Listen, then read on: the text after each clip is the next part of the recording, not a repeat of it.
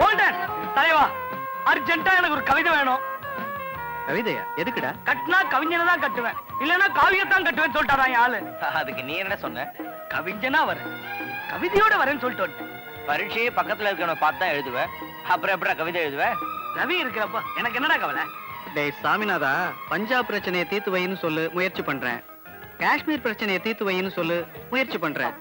ஆனா கவிதை எழுதுன்னு மட்டும் சொல்லாத, அது எனக்கு வராதுடா. ஐயா, என்னடா இப்படி சொல்ற? தமிழ் வாத்தியார் பையனா இருந்துகிட்டு நீயே இப்படி சொன்னா எப்படிடா? ஒண்ணு பண்ணு, எங்க அப்பா எழுதின கவிதையெல்லாம் நிறைய இருக்கு, அதை எடுத்து தரேன். நீ எழுதுனதா சொல்லி ஒரு அசத்து அசத்து. சரி. வேண்டாப்பா, வேண்டாம். ஏண்டா? ஒருவேளை எழுதுனது உங்க அப்பா தான் அவளுக்கு தெரிஞ்சு போய் அவன் நேரம் உங்க அப்பா கிட்ட போயிட்டான்னா கதை கந்தலாயிடும். நான் வேற இடம் பாத்துக்கிறேன். குமார், டாக்டரை கட்டிக்குவேன், வக்கீல கட்டிக்குவேன் சொல்ற பொண்ணை பாத்திருக்கேன். ஆனா கவிஞனை தான் கட்டிக்குவேன்னு சொல்ற பொண்ணை பார்த்ததே இல்ல. கவிதைங்கிறது அவ்வளவு பெரிய விஷயமா? ஏய், எழுதி பாரு, தெரியும். எனக்கு என்னடா தெரியும்? ஏண்ட தெரியாது? ஒவ்வொருத்தனுக்குள்ளேயும் ஒரு திறமை ஒளிஞ்சிருக்கும். சந்தர்ப்பம் வந்தா வெளியே வருது.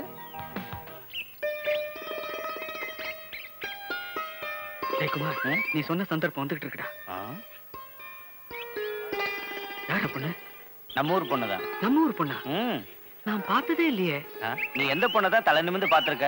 இந்த பொண்ணை பாக்குறதுக்கு அவ நம்ம காலேஜ்ல சேர்ந்து 1 மாசம் ஆகுது. இல்லடா, சரியா 28 நாள். அவ காலேஜுக்கு வந்த அன்னைக்கு மஞ்சள் கலர் ட்ரெஸ்ல வந்தா. அதுக்கு அடுத்த நாள் சிவப்பு, அதுக்கு அடுத்த நாள் நீலம், அதுக்கு அடுத்த நாள் கிரீன். ஏய், எப்படா இவ்வளவு கரெக்டா சொல்ற? கம்ப்யூட்டர் கூட தப்பு பண்ணுண்டா, ஆனா இந்த காளிதாசன் தப்பே பண்ண மாட்டான். அவளை பத்தின எல்லா மேட்டரையும் ஃபிங்கர் டிப்ஸ்ல வச்சிருக்கேன். இவ்வளவு ஏண்டா, அவ தினமும் காலேஜுக்கு வரதுக்காக பூங்குடி கூட்ரோட்ல பஸ்ஸுக்கு வருவா பாரு, அந்த அழகே தனிடா. இந்த தம்பியாவது பரவாயில்ல, 9 மணிக்கு வர்ற பஸ்ஸுக்கு 7 மணிக்கு தான் வந்து நிக்குது. அங்க ஒருத்தனை பாரு, நேத்து ராத்திரியே கேரியலோட வந்து படுத்து கிடக்குறதா. ரவி, எப்போதும் குமாரோட பைக்ல தான் போவேன். இப்ப என்ன பஸ் ஸ்டாண்ட்ல வந்து நிக்கிற? சைட்டா? ஏய் பாட்டிடா. ஓ பாட்டியா? பைக் என்னாச்சு? பஞ்சர். ஒட்ட வண்டி தானே? ஒட்டத்தான் நிக்கிறேன். ஒட்டு ஒட்டு. பாட்டிக்கு சொந்த ஒரு வெள்ளிங்கிறியா? என்ன அழகா முடிய வச்சிருக்கேன். ஏய், பஸ் வந்துருச்சு. வந்துருச்சா? நான் தூங்க. ஏற்கனவே லேட்டு, சீக்கிரம் வாங்கப்பா.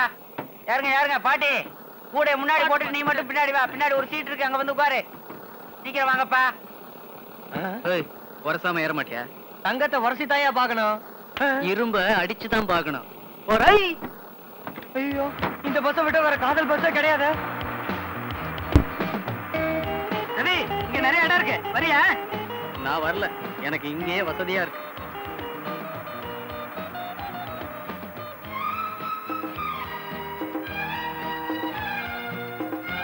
Ticket ticket ticket ticket. Conductor இருங்க, நானே வர்றேன். இந்தா. இந்தாங்க. Thank you. இருக்கட்டும். கண்டக்டர், என்னய்யா? காலேஜ் மாணவர்களா சேர்ந்து இந்த மாதிரி நிறைய பொலிச்சை செய்வோம். நீங்க தான் கோஆபரேட் பண்ணும். பஸ் ஸ்டாண்ட்ல சாக்கடையெல்லாம் அடைச்சிருக்குது, அதை முதல்ல எடுத்து விடுங்கய்யா. லீவு நல்ல அது நீங்களே செஞ்சிருங்க. ராசா, எனக்கு ஒரு முக்காரவா டிக்கெட் வாங்கி கூட. நீயே போய் வாங்கிக்க. வயசு பொண்ணுங்க கேட்டா வாங்கி கொடுப்பானுங்க. மேடம், நான் வாங்கி தரேன். வாங்கி கொடுங்க. கண்டக்டர், ஒரு முக்கார்வாட்டிக்கு கொடு. ஐயா, கிழவிக்கு கூட டிக்கெட் கொடுக்க மாட்டீங்களா? என்னையா இது கண்டக்டர் தொழில்? முன்னெல்லாம் ஒரு நாள் என்ன பார்க்கலன்னா துடிச்சிருவேன். ஆனா இப்போ என்னையே மறக்க ஆரம்பிச்சுட்டடா. குமார், அரசாங்கத்துக்கு அறிவே இல்லடா. என்னடா, போதை மருந்து சாப்பிடுறது குற்றம்னு தடை போடுறாங்க. காதல் அதை விட போதையானது. நியாயமா பார்த்தா காதலுக்கு தான்டா தடை போட்டிருக்கணும். ஏண்டா சிரிக்கிற? இல்ல, முன்ன விட நீ நல்லா பேச ஆரம்பிச்சிட்டடா.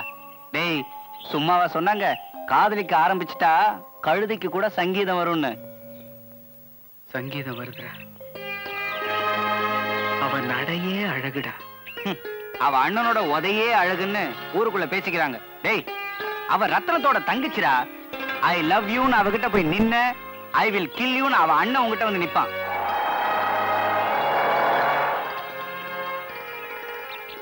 மகா, ஒரு நிமிஷம். இதை உன்கிட்ட கொடுக்கணும்னு 1 மாசமா தவிச்சிட்டு இருந்தேன். இந்தா படிச்சு பாரு.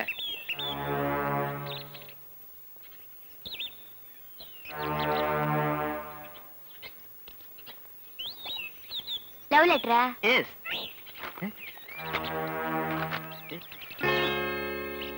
டேய் விடுடா. வேண்டாம்டா. டா லவ் லெட்டர் கொடுக்கறேன். Love letter.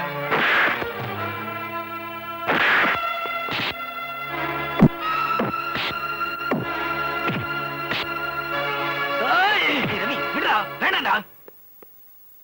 இது காலேஜ் நினைச்சியா கசாப்பு கடை நினைச்சியா? என்னுடைய சர்வீஸ்ல ஒழுக்கமான காலேஜ் ஒழுக்கமான ஸ்டூடெண்ட்ஸ் பேர் வாங்கி கொடுத்திருக்கேன். அதை கெடுத்துருவ போல இருக்க. அந்த பேரு கெட்டு போற மாதிரி நான் நடந்துக்கல சார். இவன் தான் நடந்துக்கிட்டான். அதனால தான் அடிச்சேன். நான் அடிச்சது தப்பா ரைட்டான்னு அந்த பொண்ணையே கேட்டு பாருங்க சார். ஏமா அவன் உங்ககிட்ட தப்பா நடந்துக்கிட்டானா?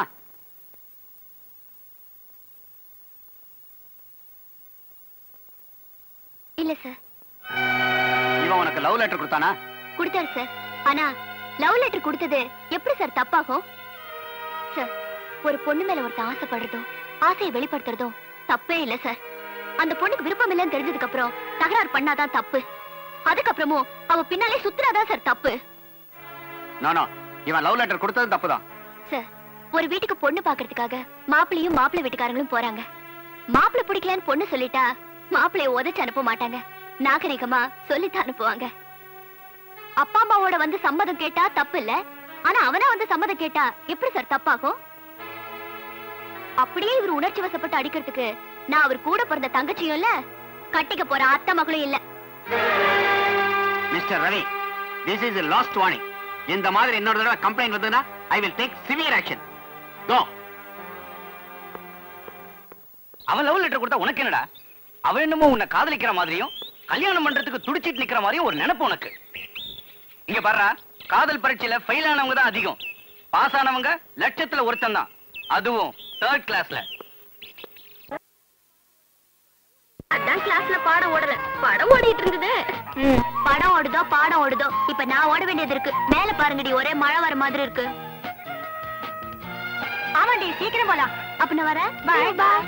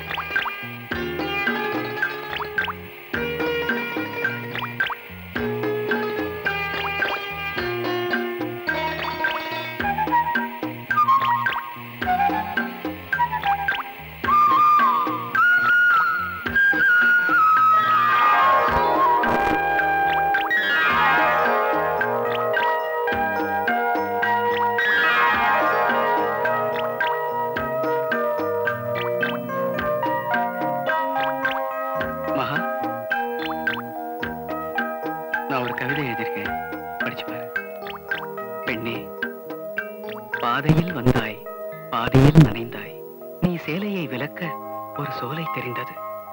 நீ வானமானாய், நீர் வானமானாய், நிர்வாணமானாய். என்னை கவிஞனாக்கிய கவிதையே, என் முதல் கவிதைக்கு ஒரு முத்தம் கொடு.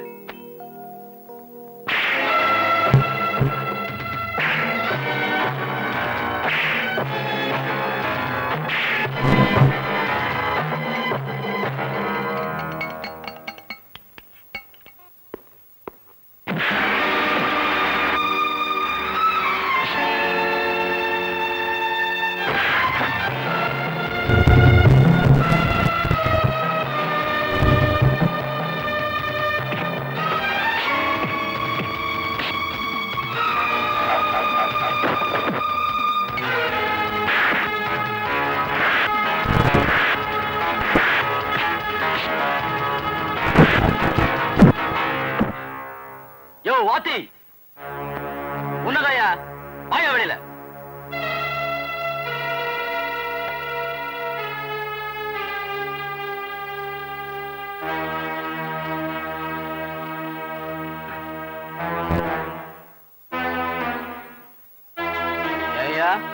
நீ எல்லாம் தமிழ் வாத்தியார், ஊர் பசங்களுக்கு ஒழுக்கத்தை கத்து தரல.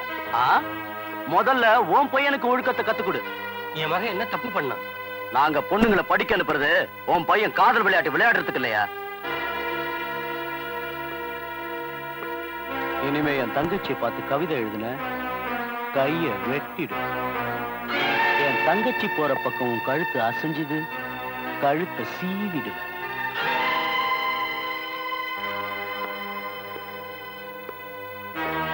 வாத்தி, நான் ரூபாய்க்கு 3 கொலை பண்றேன், மனசுல வச்சுக்க. பொங்கடி உள்ள இனிமே டியூஷனுக்கு போறேன், அங்க போறேன், இங்க போறேன்னு வாத்தியார் வீட்டுக்குள்ள நுழைஞ்சிங்க தொடப்பு கிட்ட பிஞ்சிரும் மிஞ்சு. பொங்கடி.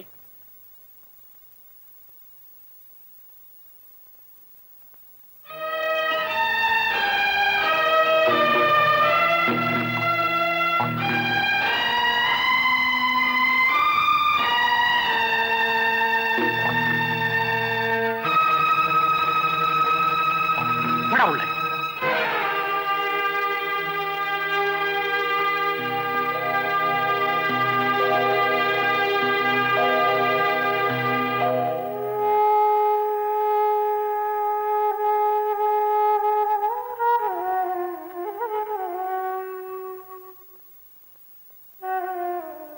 ஏண்டா அவன் தங்கச்சியை பார்த்து கவிதை எழுதுனியா?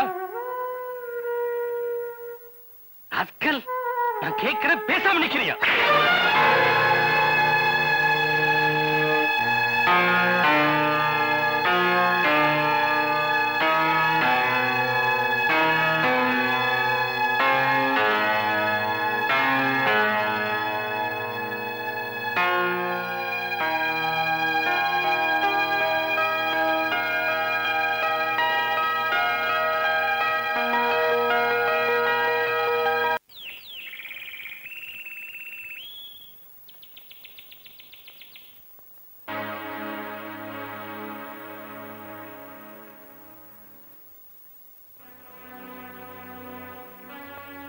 இப்போ உனக்கு சந்தோஷம் தானே?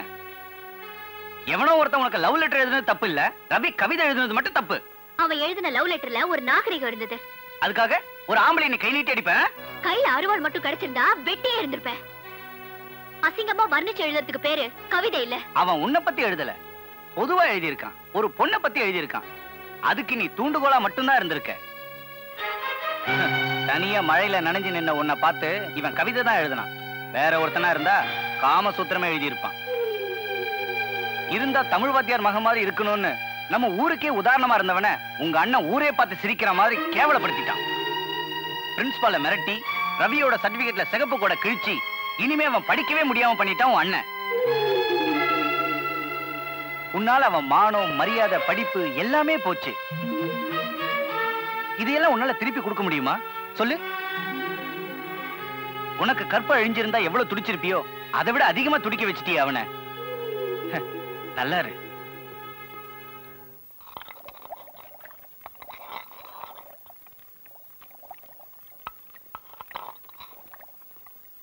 ஊருக்கெல்லாம் நல்ல நாள், உனக்கு மட்டும் கெட்ட நாள் மாதிரி ஏமா இப்படி உட்கார்ந்திருக்க?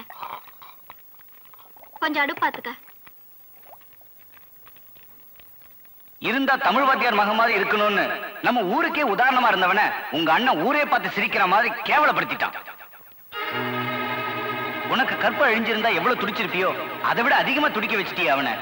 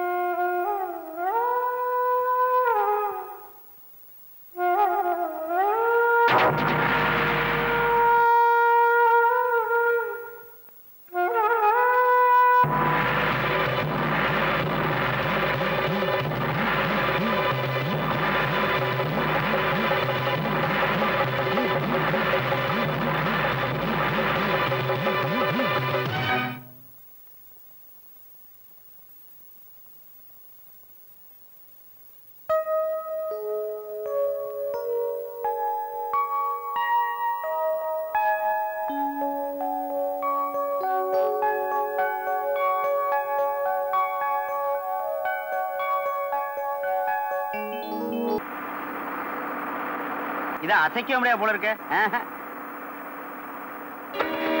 Driver stop stop. புக் விழுந்துருச்சு சார். ரவி வண்டி நிறுத்தியா? அவனடா காதல் வேகத்துல கண்ணு மணி தெரியாம கீழே குதிச்சுட்டான். அவன் பின்சக்கத்துல செத்து இருந்தானா அவன் மேல போயிருப்பான், நீ உள்ள போயிருப்ப. உன் பொட்டாண்டி வச்சு நானா வாழ முடியும்? யோ வண்டி நிறுத்தியா?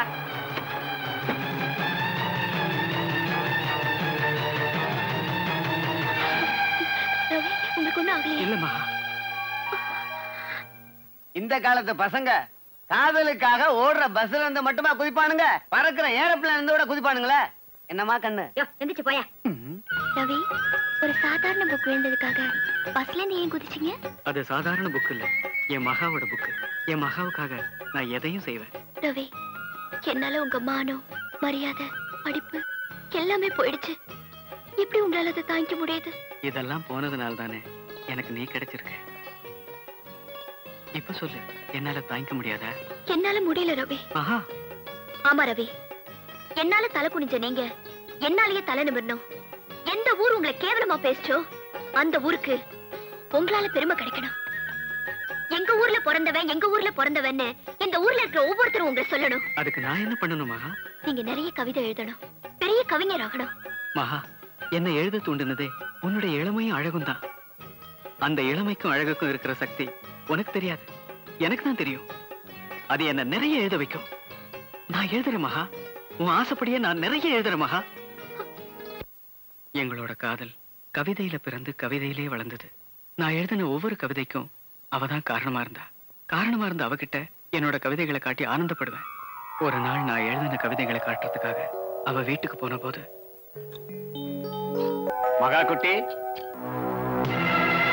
எங்க ஊர்ல வந்து வடக்க பார்த்தா வாழைத்தோப்பு, தெற்க பார்த்தா தென்னந்தோப்பு, மேற்க பார்த்தா மாந்தோப்பு, இத்தனையும் ஏன் சொத்து, அத்தனையும் அண்ணன் பேர்ல எழுதி வைக்க போறேன். ஏன் தெரியுமா? உன்னை கட்டிக்கிறதுக்காக. உங்களை எனக்கு கொஞ்சம் கூட பிடிக்கல. உன்னை எனக்கு பிடிச்சிருக்க. ஐயோ மாமா, வேண்டாம் மாமா, வேண்டாம் மாமா, ஐயோ மாமா,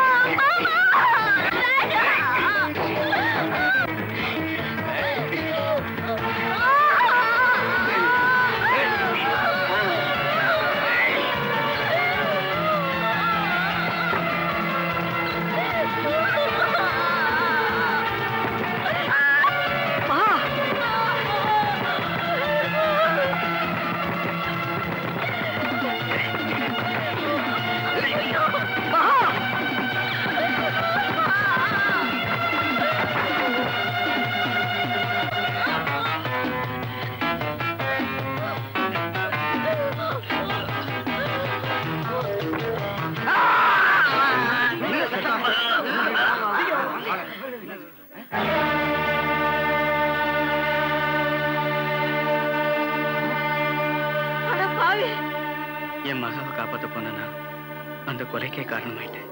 இதை நீ கோர்ட்டுல சொல்லி இருந்தா உனக்கு தண்டனை கிடைச்சிருக்காதேப்பா. என் மகாவை கோர்ட்டுக்கு எடுத்து அவளை அசிங்கப்படுத்த விரும்பாதனால்தான் நான் சொல்லல. நானும் எத்தனையோ காதல் கதைகளை கேட்டிருக்கேன். ஆனா அதுல எல்லாம் இல்லாத ஒரு புனிதம் உங்க காதல்ல இருக்கு. இதுல நான் காமத்தை பார்க்கல, கவிதையைத்தான் பார்த்தேன். தம்பி, நீங்க சீக்கிரமா விடுதலையாக போறீங்க. எங்க சந்தோஷத்துக்காக உங்க பாட்டுல ஒரு பாட்டு பாடுங்க தம்பி. தம்பி, எல்லாரும் கேக்குறாங்க, உன் பாட்டுல ஒண்ணு பாடப்பா. நானும் கேக்குறேன். அங்க பத்தியா வேகமா ஒருத்தன் வர்றான். அவன் வர்றத பார்த்தா கேட்ட உடனே உள்ள புந்துருவான் போல இருக்கு. போய் படக்கடா. அண்ணே, வரவனை பார்த்தா ஒரு மாதிரியா இருக்கு. அடிக்கடி கொடுத்தா என்னன்னே செய்யறது? பக்கத்துல தெர்மாஸ்டர் எதுக்கடா இருக்கு? அங்க கொண்டு உன்னை சேர்த்த மாட்டேன். மாமூல் கொடுத்தா மட்டும் நீங்க வாங்கிக்குவீங்க, மாத்து கொடுத்தா நான் வாங்கணுமாக்கும். அடி வாங்குறது பேர் தாண்டா அடியாளு. ஏய் நீ போலன்னா நான் ஒண்ணே அடிச்சு விடுவேன். போடா. போங்கண்ணே, உங்ககிட்ட வாங்குறதுக்கு பதிலா அவன்கிட்டயே வாங்கிக்குவேன். யோ நெல்லியா நீ பாட்டுல போயிட்டே இருக்க. நான் ஊருக்குள்ள போகணும். நான் என்ன காட்டுக்குள்ள போகணும்னு சொன்னேன். இந்த குசும்பு தானே வேணாங்கிறது. ஊரு புதுசா இல்லைங்க, பழசுதான். பழசா? நான் பார்க்கவே இல்லையே. இப்ப உங்களுக்கு என்ன வேணும்? என்ட்ரன்ஸ் ஃபீஸ் வேணும். என்ட்ரன்ஸ் ஃபீஸா? டேய் தமிழ்ல சொல்றேன். அதாவது யார் இந்த கிராமத்துக்குள்ள நுழைஞ்சாலும் தலைக்கு 5 ரூபா மாமூல் கொடுக்கணும். அதத்தான் எங்க தலைவர் என்ட்ரன்ஸ் ஃபீஸ்னு இந்தியில சொல்றாரு. ஏழை அடிக்கிறீங்க. ஏண்டா அவர் படிச்சவரு என்ன பத்தி என்னடா பாரு. இந்தியாடா இது? உருதுல உருது. யோ, இது என்ன அதிகார உத்தியோகமா இல்ல அரசாங்க உத்தியோகமா? யோ அதெல்லாம் உனக்கு எதுக்கு? 5 ரூபா கொடுத்து உள்ள போயா. கொடுக்கலன்னா நம்மள பத்தி சொல்ற. போட்டிருக்கிற சட்டையும் பேண்டையும் உருவிட்டு அண்டர் ரூபாயோட அப்படியே அனுப்பிச்சிருவோம். அப்படியா? அப்படி வாங்க, தர்றேன். ஓ, குடுக்கறது எங்கே அப்படியா? அண்டர்வேர்ல இருக்குல்ல. நான் சொல்ற கரெக்டா? அண்டர்வேர்ல இருக்க போ. உலவா. ஏய் பையன் பயப்படுறா. 5க்கு 10 கலட்டு. பெரிய தலைவருக்கு 5, இந்த சின்ன தலைவருக்கு 5. ஐயோ கலட்டாது. இந்த நாத்தா இருந்து நம்ம ஐயோ என்ன அவன் டிரைவர் சொன்னா டிரைவர் ஊத்திட்டு இருக்கா. என்னாச்சு?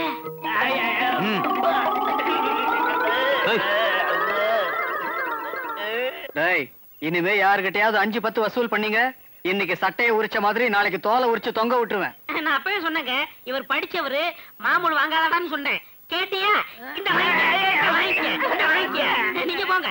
அண்ணே வரட்டுங்களா? வேற ஏதாவது? ஐயோ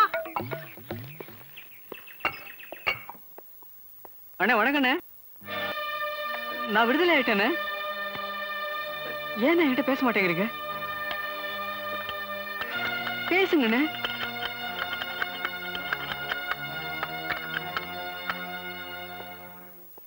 அக்கா, நான் தமிழ் வாத்தியார் மகன் வந்திருக்கேன்.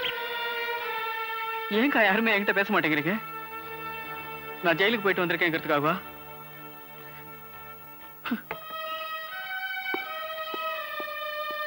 இந்த ஊர்ல என் கூட யார் பேசினா பேசாட்டி என்ன, எனக்காக என் மகா இருக்கா. தலைவரே தலைவரே. ஏன்டா அப்படி தொங்கி போய் வரீங்க? ஏண்டா சாக்கடையில் இருந்த பெருச்சாளி. டேயா அடிச்ச அப்படியே பூமிக்குள்ள போயிருவேன். சரி சரி, மாமூல கொடு. மாமூலா? அத கேட்டதுக்கு தான் இந்த கிழி கிழிச்சு அனுப்பிச்சிட்டான். போய் தலைவர் கூப்பிடுறே. ஏன்டா அப்படி கத்துற? கூப்பிடுற. ஏன்னா அட ஆளாக்கா இருந்துட்டு இந்த ஆட்ட ஆட்டிட்டு போறானே. அவன்கிட்ட செட்டப் இருக்கு. அவன் இப்படியே ஆட்டுவான், இதுக்கு மேலேயே ஆட்டுவான். என்னடா அது அலங்கோலம்? அண்ணே, ஊருக்குள்ள நீங்க புலியா இருந்தீங்க. உங்களை கண்டு எல்லாரும் பயப்பட்டாங்க. இப்ப ஒரு சிங்கம் நுழைஞ்சிருச்சுனே. யாருடா அந்த சிங்கம்? எவனோ இந்த ஊருக்காரனா 7 வருஷம் ஜெயில இருந்துட்டு இப்பதான் வந்திருக்கான். வந்துட்டானா? வரண்டா.